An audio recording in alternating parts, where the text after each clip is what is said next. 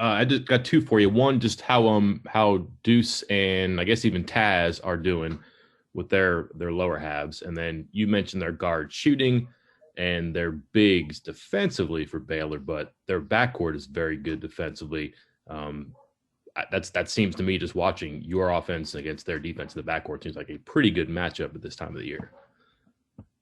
Yeah, I think it is. I went back and watched our game last year, and it was a great game, um, and it was great matchups, and I would assume that it'll be the same this time around. I mean, there's a lot, and justifiably so, said about their guards, but our guard's pretty good too.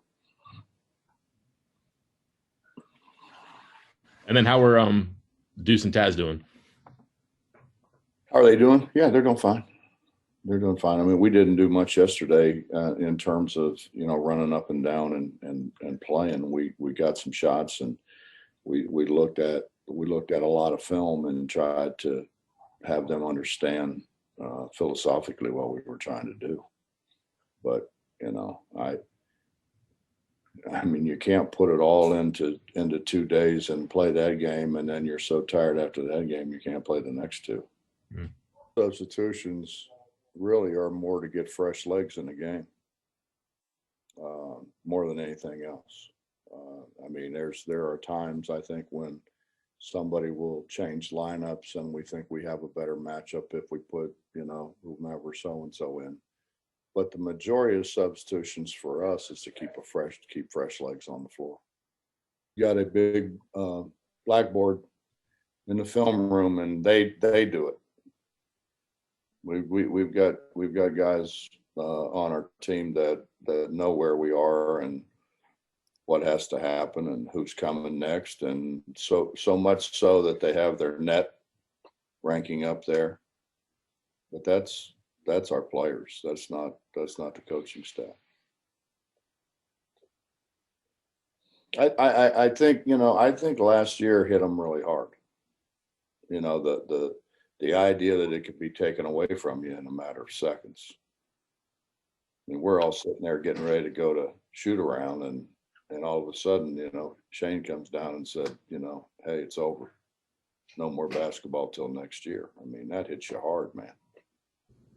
Well, I think JB's blessed. He's blessed that his dad Corey was a good player in his own right. Studies basketball and spent an enormous amount of time working with JB. So JB got it. I mean, I look at it kind of like what happened with me. With your dad? I couldn't screw anything up. Well, I did screw things up, but I couldn't do it without getting caught. Yeah.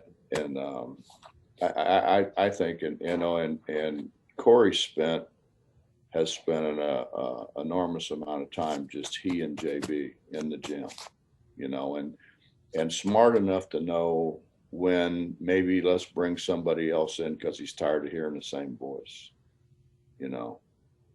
My dad wouldn't do that because he's afraid he might have to pay somebody or something.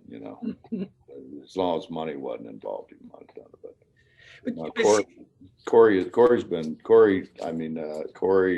been absolutely phenomenal.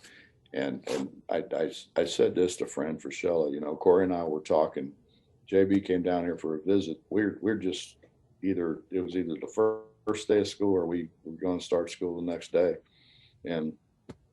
And I said to Corey, I said, I understand what you're doing, with going to prep school and all that. And I think that's great. And I think it's great that you're going to get him another year, but wouldn't it be better to come here, play against the guys we have every day, go in a weight room with Sean Brown?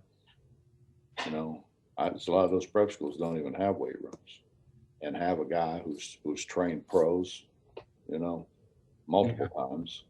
Wouldn't that be a better situation for him? And Corey said, well, that's something to think about. And they called me the next morning and said, can we get in school?